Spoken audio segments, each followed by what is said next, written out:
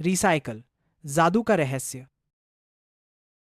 ये एक बार की बात है कि एक गांव था जिसका नाम था खुशहालपुर, जो पहाड़ों के बीचों बीच एक छोटी सी नदी के पास बसा हुआ था। लेकिन इस गांव में एक अजीब बात यह थी कि यहाँ कचरा फायदेमंद चीज बन जाता था। इस गांव का सबसे समझदार और चालाक आदमी था मुनीम, जिसके पास एक बड़ी सी रिसाइकलिंग की दुकान थी जहाँ पूरे गांव का कचरा जमा होता था। मुनीम कोई आम आदमी नहीं था। उसने पूरी जिंदगी मेहनत की थी और आज उसकी दुकान एक तरह का करिश्मा बन चुकी थी, क्योंकि वह कचरे से साइकिल, बर्तन, बेंच और खिलौने तक बना लेता था। लोग उसके बनाए सामान को इसलिए भी पसंद करते थे क्योंकि वह सस्ता भी होता था और मजबूत भी। हर सुबह लोग अपना कचरा उसकी दुकान के बाहर रख देते थे और उसके मुलाजिम उसे अंदर ले जाते, साफ करते, अलग अलग वर्गों में बांटते और फिर मुनीम उसमें से नए नए डिज़ाइन बनाता। मुनीम ने शहर से कुछ लोग रख लिए थे जो हर रोज़ कचरा जमा करके लाते थे। उनमें एक था रूहान, जो जवान, ईमानदार लेकिन थोड़ा परेशान शख्स था, क्योंकि उसके घर की हालत ठीक नहीं थी। रूहान सुबह से रात तक काम करता, लेकिन जो पैसे मिलते उसमें उसका गुजारा मुश्किल था। एक दिन जब वो थक कर बैठा तो मुनीम के पास गया और कहा, मुनीम साहब, गुजारा मुश्किल हो रहा है, कुछ तनख्वाह बढ़ा दें ताकि हम भी आराम से ज़िंदगी गुजार सकें। मुनीम ने बिना देखे जवाब दिया, मैं पहले से ही ज़्यादा दे रहा हूँ रूहान। हर किसी को अपने हालात समझने चाहिए। तुम भी अपनी ज़रूरतें कम करो, दुनिया इसी तरह चलती है। रूहान कुछ कह नहीं सका, बस निगाहें झुकाकर वापस अपना काम शुरू कर दिया। दुनिया चल रही थी, लेकिन अंदर ही अंदर कुछ उबल रहा था। इसी गांव के एक कोने में रहता था काफूर, एक अजीब सा इंसान जो खुद को जादूगर कहता था। उसके पास एक पुरानी किताब थी जिसमें हजारों मंत्रों के राज लिखे थे। उसी किताब से वह अपना सारा जादू करता था। कभी किसी का रंग बदल देता, कभी किसी को सपने दिखाता, कभी किसी के दर्द को जादू से मिटा देता। लोग उससे डरते भी थे, लेकिन ज़रूरत पड़ती तो उसी के पास भी जाते। काफूर दिन रात उस किताब को एक दीवार के पीछे बंद करके रखता था, लेकिन एक दिन उसका सबसे बड़ा दरवाज़ा खुला छूट गया और किताब गायब हो गई। काफूर पागल सा हो गया, चिल्लाया, मेरी किताब, मेरी सारी ताकत चली गई। अगर वो किसी बुरे हाथ लग गई तो तबाही आ जाएगी। उसने अपने जादुई सिपाहियों से कहा, ढूंढो, हर कोने में ढूंढो, जिसने भी मेरी किताब छुपाई है उसे जिंदा मत छोड़ना। उसी शाम रूहान को रिसाइकल के ढेर में एक पुरानी, सफ़ेद, चमकदार और अजीब सी किताब मिलती है। उसने सोचा कि ये कोई पुरानी स्टोरी बुक होगी और बिना ज़्यादा ध्यान दिए उसे दुकान के एक कोने में रख देता है। जब मुनीम रात को सामान छांट रहा होता है तो उसकी नज़र उस किताब पर पड़ती है। वो एक पल को रुकता है, किताब उठाता है और महसूस करता है कि ये किताब कुछ अलग है। उसका कवर कभी ठंडा लगता था तो कभी हल्का सा गर्म। उसने सोचा कि ये किसी काम की चीज़ है और उसे घर ले जाता है। मुनीम रात को उस किताब को देखता रहता है, लेकिन खोलता नहीं। अगले दिन काफूर के सिपाही रूहान के पास आते हैं। क्या तुमने कोई सफ़ेद पुरानी किताब देखी है? रूहान कहता है, देखी थी, मुनीम साहब को दे दी थी, उसे रिसाइकलिंग में डाल दिया था। सिपाही मुनीम के पास जाते हैं, लेकिन मुनीम घबरा जाता है।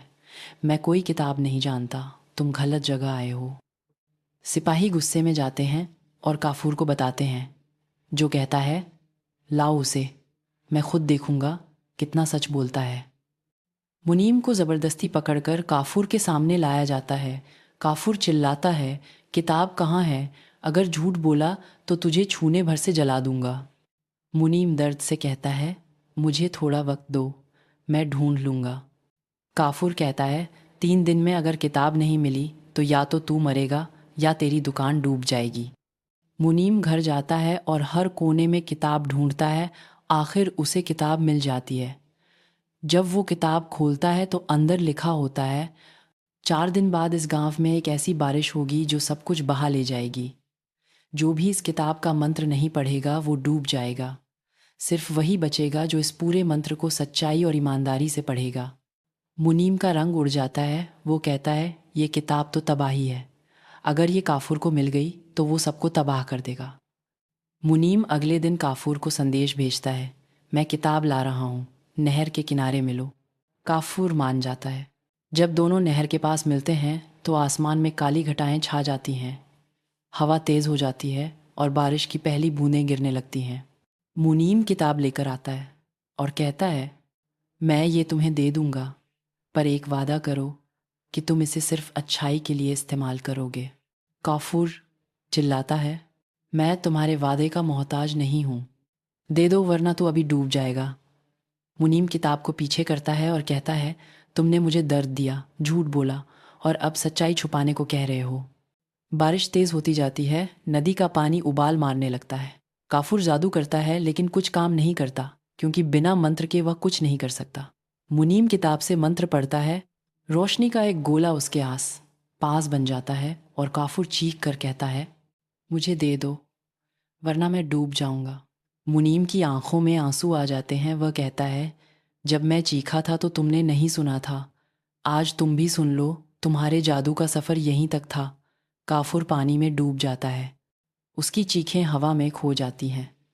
मुनीम किताब के पन्ने एक एक करके फाड़ता है और नदी में बहा देता है। कहता है, ये राज अब किसी के हाथ नहीं आना चाहिए। बारिश रुक जाती है, आसमान साफ हो जाता है, लेकिन कुछ वक्त तक सिर्फ सन्नाटा रहता है, जैसे कुदरत भी गम में हो। मुनीम थके कदमों से वापस चलता है, उसके पैरों के निशान गीली मिट्टी में छप जाते हैं। हर कदम पर उसे अपना गुजरा वक्त याद आता है, जब उसने पहली बार जादू देखा था, जब उसके अपने उस पर शक करने लगे थे, जब रूहान ने भी उससे दूरी बना ली थी।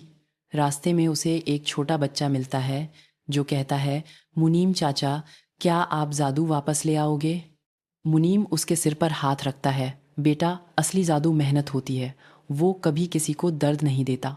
गांव के लोग मुनीम के पास आते हैं, तुमने हमारी जान बचाई, हमें माफ़ करो कि हमने तुम पर कभी शक किया। मुनीम सिर्फ मुस्कराता है और कहता है, बस एक वादा करो कि अब से हम सिर्फ मेहनत, सच्चाई और मदद से जिएंगे, ना जादू, ना लालच, ना झूठ। गांव वापस जीने लगता है। मुनीम की दुकान फिर से चलती है, रूहान की तनख्वाह बढ़ जाती है, नए लोग नए सपने लेकर उसके पास आते हैं। मुनीम सबकी सुनता है, लेकिन अब हर किसी को एक ही बात कहकर रुखसत करता है, अपने अंदर का इंसान मत खोना। रात को मुनीम अपनी माँ की पुरानी चादर ओढ़ कर सो जाता है और सपने में उसे काफूर दिखता है, लेकिन अब वह एक उदास सा इंसान लगता है। मुनीम नींद में ही कहता है, अगर तुमने वक्त पर किसी का दर्द समझा होता तो आज तुम भी जिंदा होते। अगले दिन गांव के स्कूल में एक नया पाठ पढ़ाया जाता है, असली शक्ति सच्चाई में होती है। बच्चे मुनीम को देखकर कहते हैं, हमें भी आप जैसा बनना है। मुनीम सिर्फ इतना कहता है, मैं कोई हीरो नहीं, बस एक इंसान हूं जो गलतियों से सीख गया। दूर पहाड़ों के उस पार नदी अब शांत है, लेकिन उसके पास एक छोटी सी चट्टान पर मुनीम ने एक चिन्ह छोड़ा है, एक पत्थर जिस पर लिखा है, यहाँ सच जीता था और जादू हारा था। आखिरी दृश्य में मुनीम अपनी दुकान के बाहर बैठा होता है, एक छोटी सी डायरी में कुछ लिख रहा होता है। हवा हल्की सी चलती है और रूहान कहता है, ये क्या लिख रहे हो मुनीम साहब? मुनीम कहता है, आने वाली नस्लों के लिए एक नया मंत्र जिसमें ना जादू है ना धोखा, सिर्फ एक लफ्ज़ है, इंसानियत। रूहान चुप हो जाता है और डायरी के पन्ने पलटने लगता है। उसमें लिखा होता है, जो रोशनी दूसरों को दे उसे खुद जलना पड़ता है। मैं जला, लेकिन रोशनी रह गई।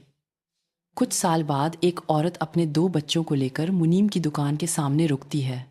बच्चों में से एक कहता है, अम्मी, ये वही मुनीम है ना जो बिना जादू के सब कुछ कर गए?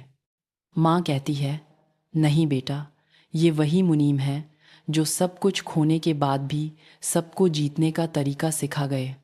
मुनीम उन बच्चों को देखकर सिर्फ इतना कहता है, अगर तुमने दिल से सच बोलना सीख लिया तो तुम्हारा हर लफ्ज़ अपना एक जादू बन जाएगा। उस वक्त आसमान में एक हल्की सी रोशनी फिर चमकती है, लेकिन इस बार वो जादू का नहीं, इंसानियत का उजाला होता है।